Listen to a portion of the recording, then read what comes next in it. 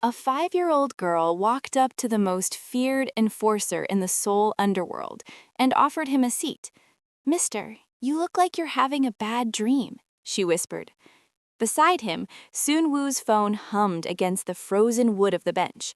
3 missed calls from men whose patience was measured in body counts. A name on a hit list needed to be erased before the first commuter train signaled the dawn.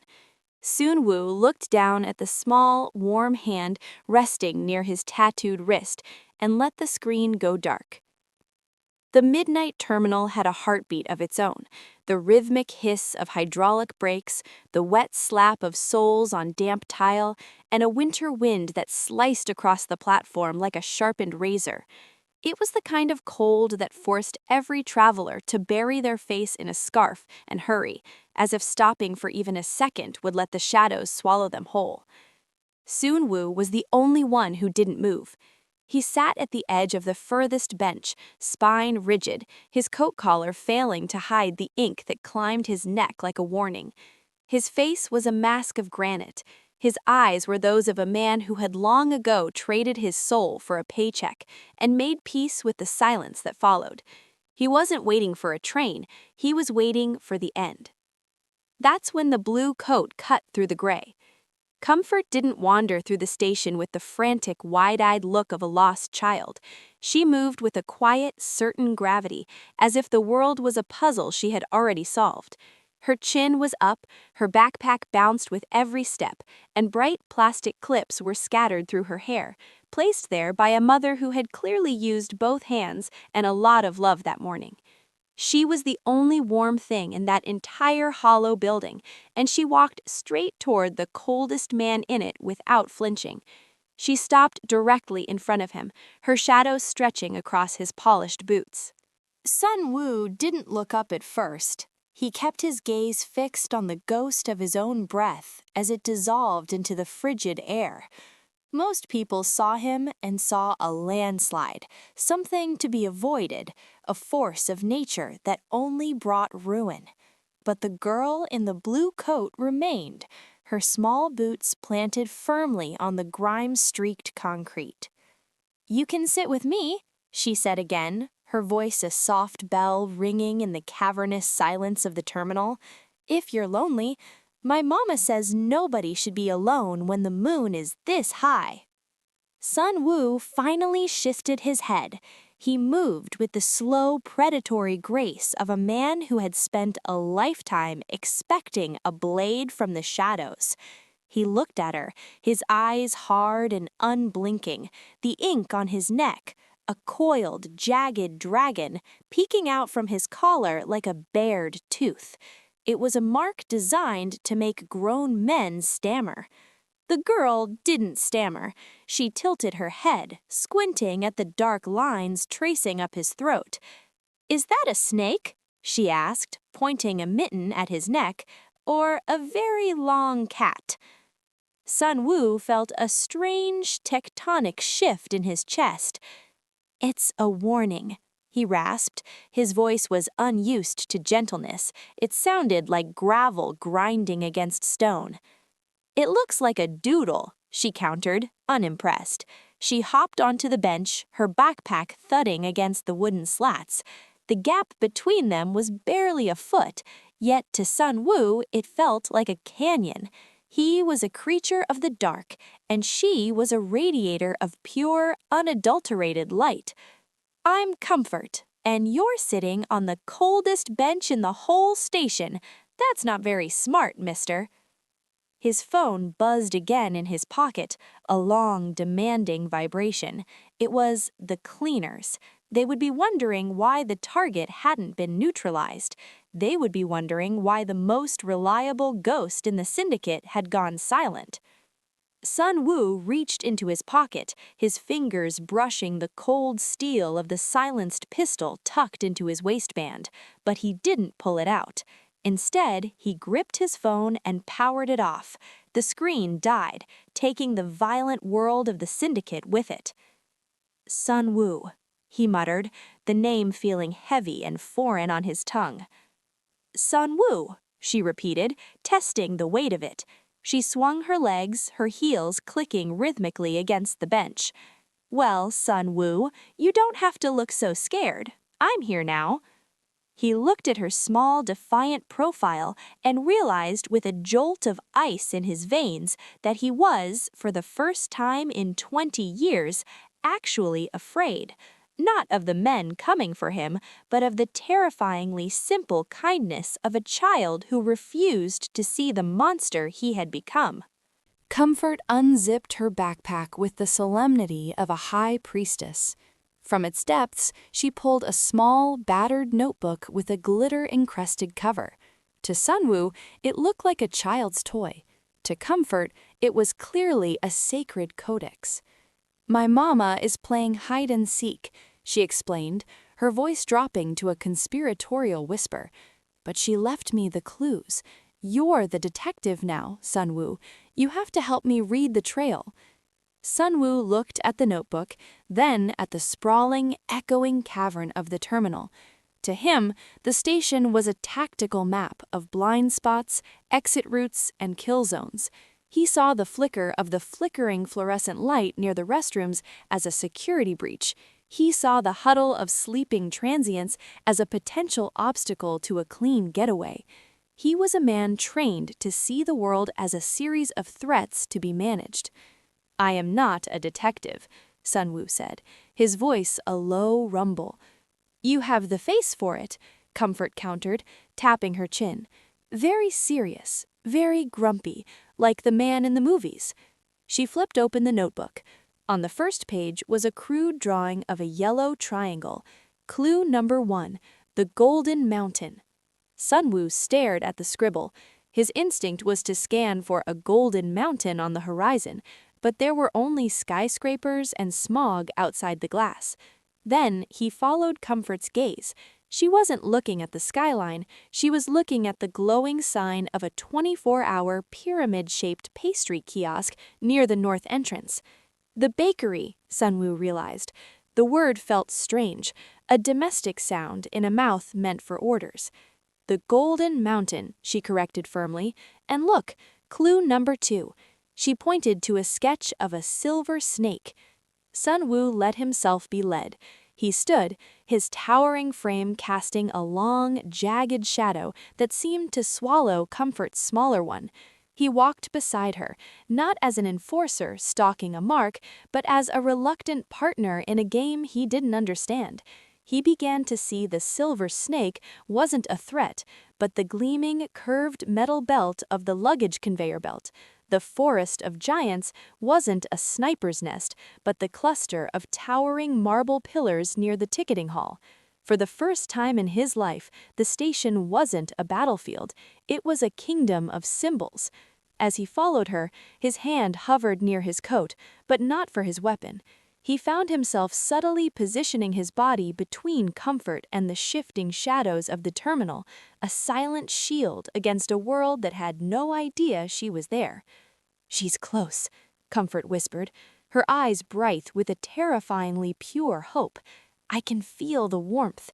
Sunwoo looked at the next page of the notebook and felt the air leave his lungs.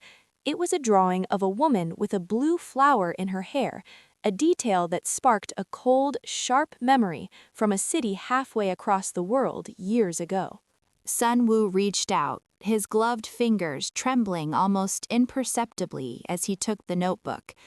The drawing was simple, rendered in a waxy, vibrant yellow and a deep, haunting blue. Most would see a child's stick figure, but Sunwoo saw a ghost. The woman in the drawing had a distinct blue orchid tucked behind her ear, a detail so specific it felt like a physical blow to his chest. The station's ambient roar faded into the sharp, salt-heavy air of a canal-side flat in Amsterdam. 7 years ago, he had stood in a room that smelled of rain and expensive perfume, his silenced pistol leveled at a woman who hadn't begged for her life.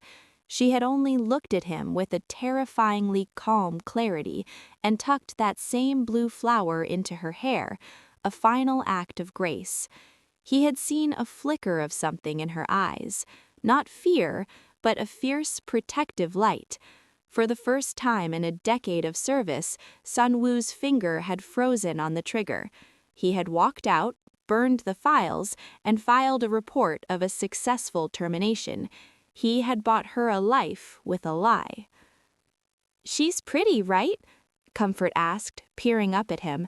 "She says the blue flower is for luck, so we can always find our way back." Sun Wu swallowed hard, the bile of old secrets rising in his throat.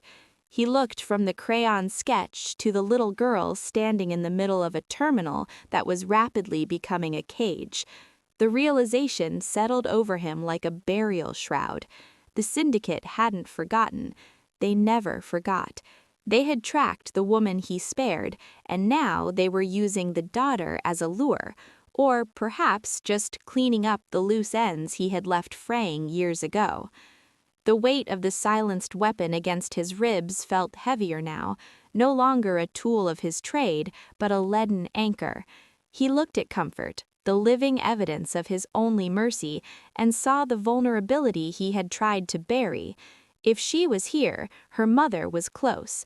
And if her mother was close, the men Sun Wu called brothers were already moving through the shadows with their coats buttoned high and their eyes scanning for a woman with a blue flower. "Sun Wu, your face went all gray," Comfort whispered, tugging on his sleeve. "Did we find the wrong clue?" He looked down at her, the legendary enforcer suddenly reduced to a man standing on a crumbling pier. "No," he said, his voice a low, jagged rasp. "We found the right one, but the game just changed, Comfort. We have to move. Now." Sun Wu stood tall, his height a natural lookout tower in the dim station light. His eyes, trained for years to find the seam in any crowd, caught the ripple first. Near the south escalators, a man in a charcoal overcoat stopped to check a watch he wasn't actually looking at. Across the mezzanine, another adjusted his lapel, his posture too rigid, his gaze cutting through the commuters like a searchlight. Then a third near the lockers. The gray suit formation, a classic pincer movement designed to flush a target into a killing corridor. They weren't just looking for a woman anymore, they were looking for him. "Sun Wu, you're squeezing my hand," Comfort said, her voice small but curious. He immediately loosened his grip, forcing his heartbeat to slow. If she felt the tremor in his fingers, the game was over. A child's fear was a loud, frantic thing that would draw every eye in the building. He needed her to be invisible. He needed her to be a child at play. "It's a secret level," Sun Wu whispered, the lie tasting like ash. He leaned down, his shadow shielding her from the man by the lockers. "The bad detectives are here. If they see us, we lose the trail to Mama. We have to be ghosts, Comfort. Can you be a ghost?" She widened her eyes, her lips pressing into a determined line. "I'm the best ghost. I can walk on tippy toes." "Good. Stay behind me. Don't look at their faces. Just look at my boots." They began to move. Sun Wu navigated the station not with the hurried pace of a fugitive, but with the steady, bored rhythm of a man heading home after a long shift. He used the pillars as anchors, timing their crossings with the arrival of a noisy freight train that drowned out the sound of Comfort's light footsteps. Every nerve in his back screamed. He could feel the eyes of the man in charcoal roaming the platform, a predator sensing a break in the tall grass. Sun Wu steered Comfort behind a stack of luggage carts, his hand hovering inches from the steel in his waistband. He saw the hunter turn, his hand moving toward an earpiece. Sun Wu didn't blink. He reached down and hoisted Comfort onto his shoulder in one fluid motion, tucking her bright blue coat against his dark chest to muffle the color. To any observer, he was just a tired father carrying a sleepy daughter. "I see the exit," Comfort breathed into his ear, her warmth a startling contrast to the icy sweat on his neck. "Don't look back," he commanded softly, his eyes locked on the narrow maintenance corridor ahead. The ghosts only win if they never look back. The maintenance corridor opened into a forgotten corner of the terminal, where the air smelled less of ozone and more of yeast. A small bakery, tucked away from the main concourse, sat bathed in a soft, amber glow. It was an island of warmth in a sea of concrete. Sun Wu set Comfort down, his eyes scanning the reflection in the glass storefront, checking the angles, the exits, the shadows. The hunters were still out there, circling the main platform, but for a few stolen minutes, the world was small and safe. "I'm hungry, Detective," Comfort whispered, her stomach giving a tiny, traitorous growl. Sun Wu nudged her toward a wooden table in the back. He approached the counter, his presence a dark blot against the pastel-colored displays. He bought a loaf of milk bread, still steaming from the oven, and a small carton of milk. He didn't check the price. Money had no meaning when you were counting your life in minutes. He sat across from her, his large, scarred hands looking absurdly out of place next to the dainty napkins. Comfort tore into the bread with a focused intensity, her cheeks puffing out as she chewed. She pushed the milk toward him. "You have to share. Ghosts need energy to haunt." Sun Wu took a sip of the warm milk. It was a simple, domestic taste, sweet and thick, that felt like a physical weight in his throat. He watched her eat, the rhythmic sound of her chewing filling the quiet space. For a moment, the vibrating phone in his pocket, the pincer movement of the gray suits, and the blood on his hands felt like a different life. This was normalcy. This was the sacred quiet of a father and daughter in a midnight bakery. It was a life he had never been permitted to have, and one he was now certain he would die to protect. As Comfort hummed a shapeless tune, Sun Wu's mind was a cold machine, calculating the final stand.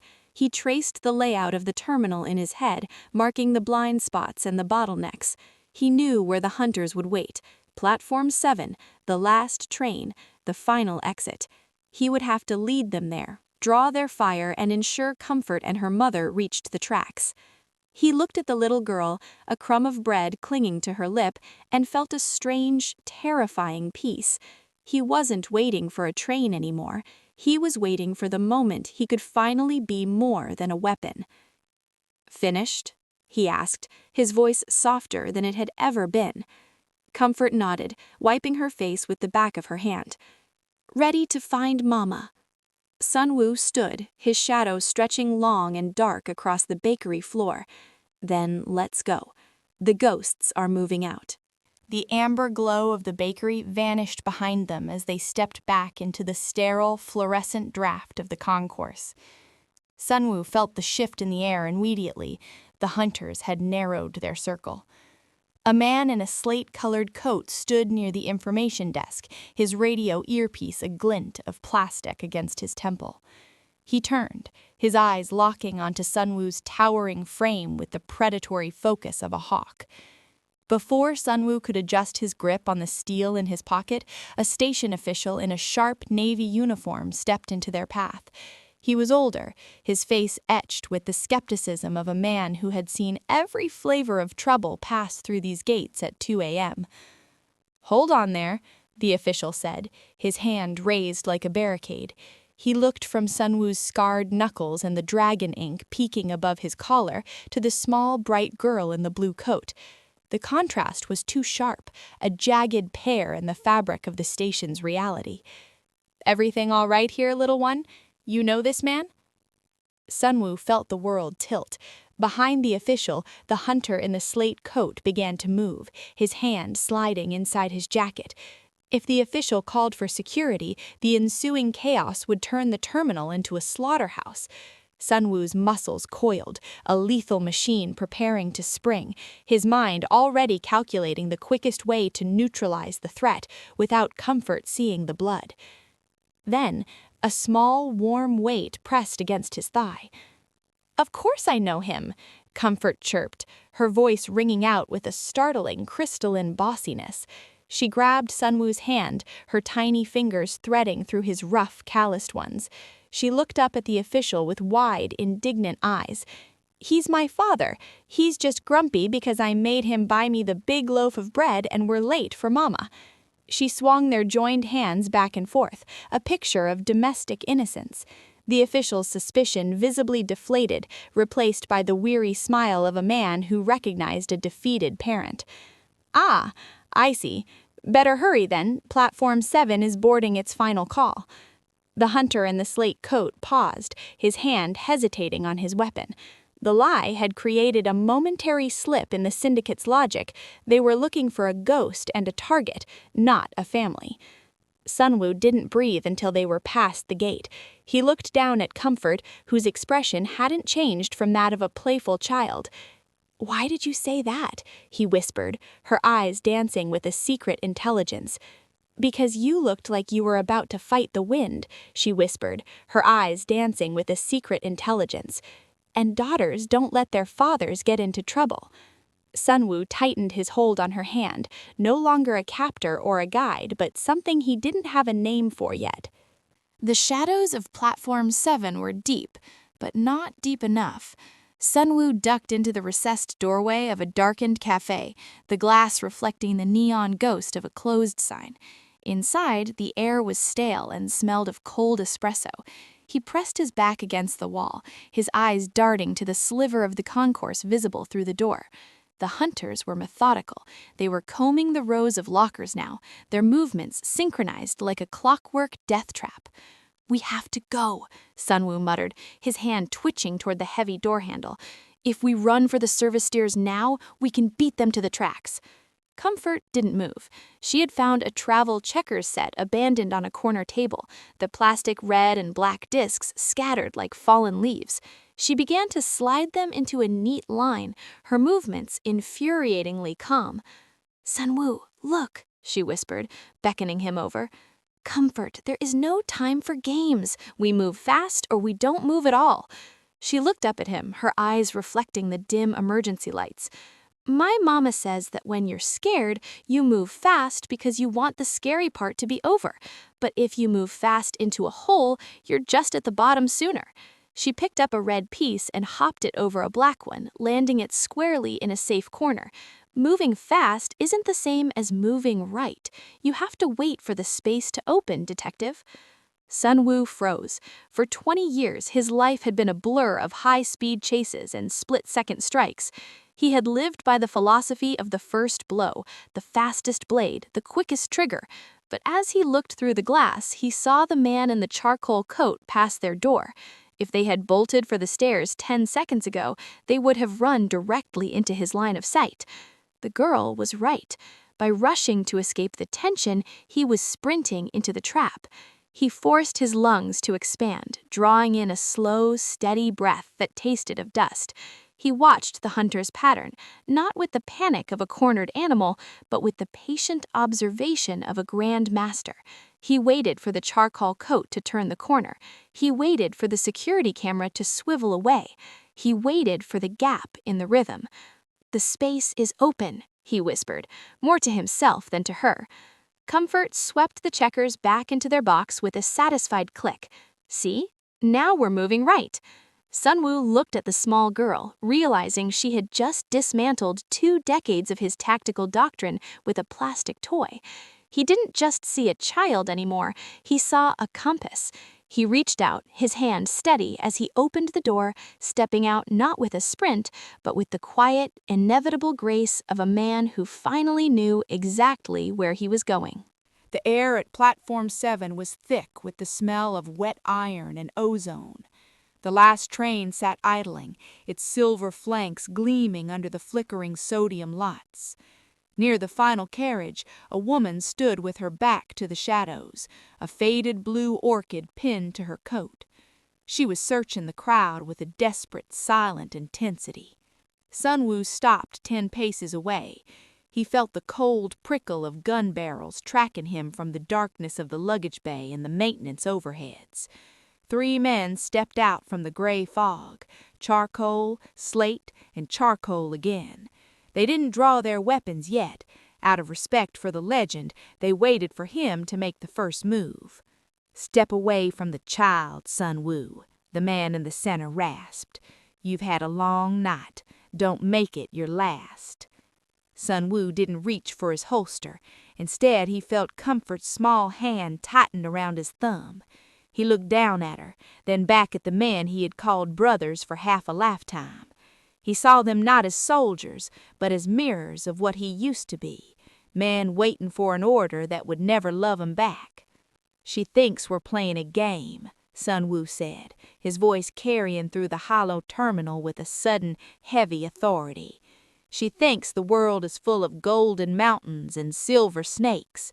She thinks you're just men waiting for a train." He took a slow step forward, shielding Comfort with his frame. "If you pull those triggers, you don't just kill a traitor. You kill the only thing in this city that hasn't been touched by us.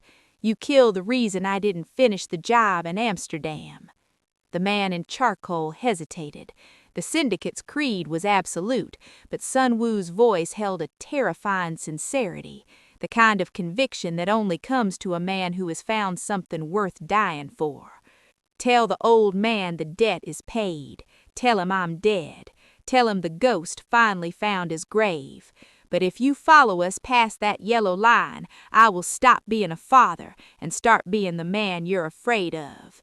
And you know I don't miss." A long, agonizing silence stretched between them, punctuated only by the hiss of the train's steam.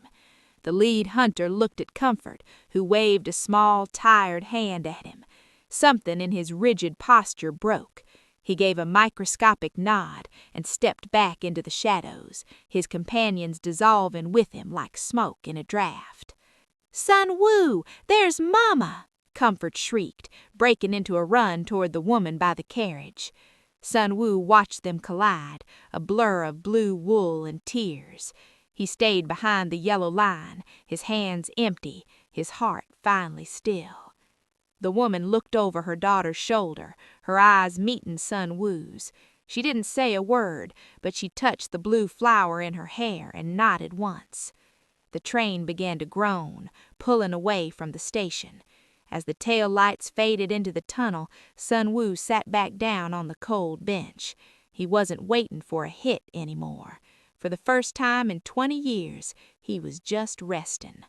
The morning sun in the coastal village didn't cut like the neon of Seoul. It settled over the water like a warm, honeyed blanket. Sun Wu sat on a low wooden stool outside his small repair shop, his large hands now more accustomed to the delicate internal gears of clocks than the cold weight of a trigger. The ink on his neck had faded, the dragon's scales softening into the weathered lines of his skin. He lived a life of deliberate silence, a ghost who had finally found peace in the mundane rhythm of ticking hands and turning screws. The mail carrier, a man who only knew Sun Wu as the quiet clockmaker with a steady gaze, dropped a heavy envelope onto the workbench. It was postmarked from a city far across the sea. Sun Wu opened it with a precision that was now second nature. Inside was a children's picture book, its cover vibrant with a whimsical illustration of a turtle with iridescent wings soaring over a station of clouds. The title, embossed in gold, read "The Flying Turtle." He flipped to the first page. There, in the neat, elegant script of a woman who had once worn a blue orchid, was a dedication for the detective on the frozen bench who taught us that moving right is better than moving fast. As he turned the pages, Sun Wu saw the station through the eyes of the girl he had once carried through the shadows. The golden mountain was there, rendered in brilliant watercolors. The silver snake wound its way through a forest of marble giants. On the final page, there was a drawing of a tall man in a dark coat, his face no longer a mask of granite, but a shield of quiet strength.